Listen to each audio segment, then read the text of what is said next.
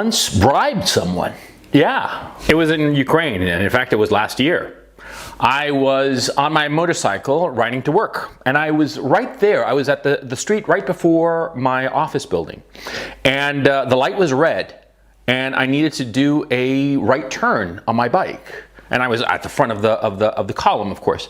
And so what happened was that I just decided, oh, it's a red light, it's perfectly safe. So I turned right, and from the other side, all of a sudden I hear, sirens blazing. And I stop my bike, and soon enough, this Ukrainian cop car shows up. Now, right away, the Ukrainian cop knew that I was a foreigner, of course, because I don't speak any Russian, and he spoke English, fairly good English, actually.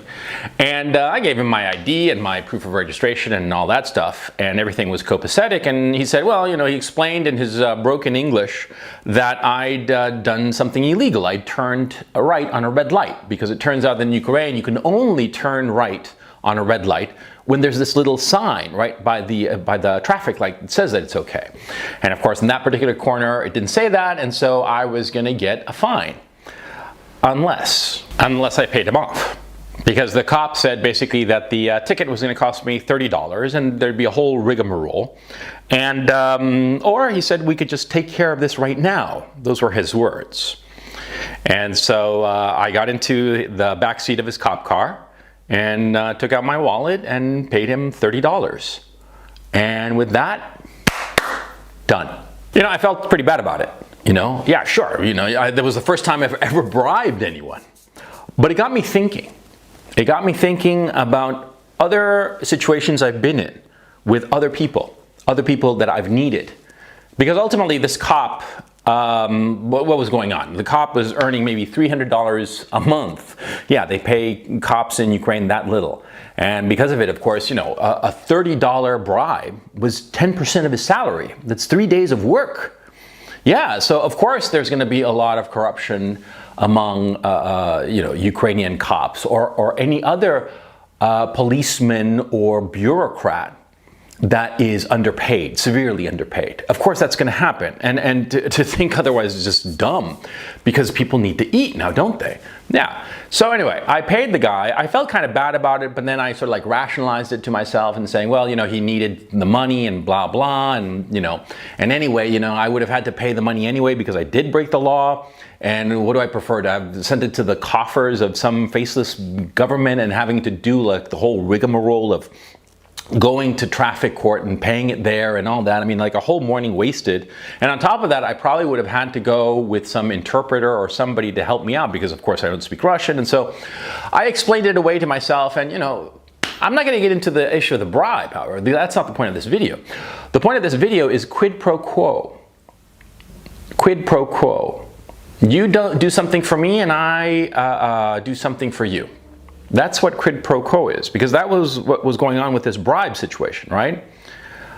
But it made me think that even though I had, until that incident last year, I had never bribed anyone, in a way, I had bribed a whole bunch of people. Let me explain. See, in business, a lot of times, you're going to be involved in some deal. And it's important to understand how everyone in that deal is getting paid. Because ultimately, in every business deal, no exception, nobody is going to do anything for you for free. There has to be a quid pro quo. You give them something, they give you something. A lot of times when I was younger, I didn't realize this because I was naive. I thought that a lot of times people were helping me out of the goodness of their hearts. Yeah, I was just such a fool because I didn't know better, because I was naive and foolish and whatnot. And nobody had ever sat me down and told me what I'm going to tell you now, which is that in every business deal, no exception, in every interaction that you have out in the world, there is going to be a quid pro quo. And it's incumbent on you to understand from the get-go, what do people expect from you? What do they expect you to pay them off with? Because whatever it is that you're involved in, whatever business, whatever adventure, whatever, people expect to be paid off. And you have to come across. You've got to pay them off. You've got to pay them off in the coin that they want. See, because a lot of times it has nothing to do with money. A lot of times people don't necessarily want to be paid off in dollars and cents. They want to be paid off in other ways. Sometimes you might know someone that they want to know because of their business or because of social reasons, whatever, it doesn't matter. The point is, you are constantly trading with people. There's constantly a quid pro quo. You have to take care of people. And what's very important for you is that in every interaction, you know what the other person expects to get out of helping you, because they expect to get something out of it. And so you have to figure that out as quickly as possible. As quickly as possible so that you can have that as a lever. So you can have that as not a weapon, that's too confrontational, because this is not confrontation here. You're working with people. So you want to figure out what they want so that once you figure it out, you can get that thing that they want and have them help you even more because they know that you can get them what they want. You see? How can I explain this like in a real example? Okay, I'll make up a hypothetical example. Suppose, see, I am me and you are you, and you are involved in some, I don't know, okay, publishing, right? You want to write a book and publish a book, right? And I know a little bit about publishing. I know a great deal about publishing, but I'm just being falsely modest. And I know a little bit about publishing, and I know a few people in the publishing business. And so you come to me and you say, oh, I've got this great book and I want to show it to publishers. And I'm like, yeah, that's great, that's great, that's great. You know, and you look at me and you have to figure out, well, what does this guy want? What do I have that this guy wants from me? You got to figure that out. See, because if you don't know what the other guy who can get you something that you want desires himself, then you're not going to be able to satisfy him, and therefore he's not going to take you seriously. He's not going to care about you. You see? Yeah, because in the hypothetical, yeah, you're a writer with some novel that you've written, right? And you want me to help you sell this book. What's in it for me? Huh? What do I get out of it? And if you say, oh, you know, I'll thank you in the acknowledgments of the book, I'll tell you, fuck off. Of course, because that's trivial. That's trivial, it means nothing, yeah? And more often than not, especially as of late, you know, acknowledgments in books are pages long with tons of names. What the fuck am I gonna get out of this, you know? And a little acknowledgement in some random book, fuck that. I want something that actually benefits me. But suppose, for instance, you know, it turns out that you are you're Hugh Hefner. And you've got the Playboy Mansion, and you got like a boatload of beauties there and parties every weekend. Well, what do you do then? How do you approach me? You invite me to the Playboy Mansion, for crying out loud. And of course, what's going to happen is that I'm going to be much more willing to help you out. Oh yeah, if you dangle this carrot, you know, of the Playboy Mansion, there are going to be all these hot young things walking around in bikinis. Yeah, sure, I'll help you out. I'll help you publish your stupid book. Fuck yeah, of course. But you see my point, see? Quid pro quo. You are bribing people. And that's how you should think of it in one way, in the sense of like, they are going to do something for you in exchange for a payment. But it's a way to motivate people. It's a way to make them work for you. So many young guys don't realize this. So many young guys just assume that everybody's there to help them out of the goodness of their heart, or that they don't have to worry about other people's motivation. No, that's incredibly wrong. You should be thinking about others' motivation. It should be the number one thing on your mind.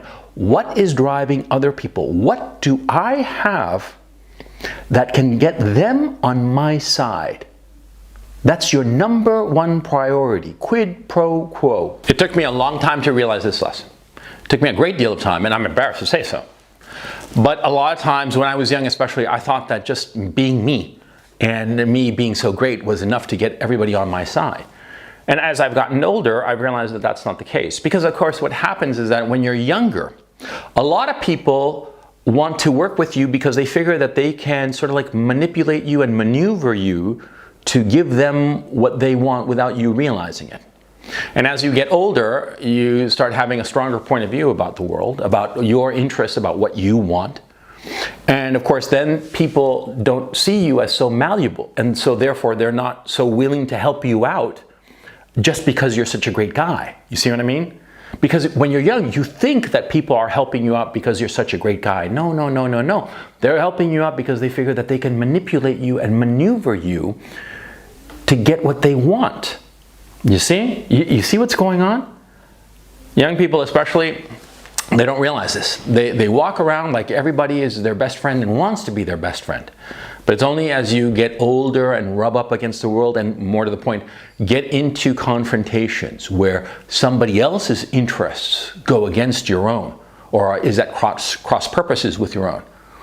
That's when you have to develop a spine. That's when you have to grow some balls. That's when you have to tell people, no, we're not going to do what you want, we're going to do what I want. You see? Because when you're young and somebody else tells you, let's do this, this is the good thing, you're going to go along with it because you don't know any better. And you don't quite understand or recognize what's in your best interests.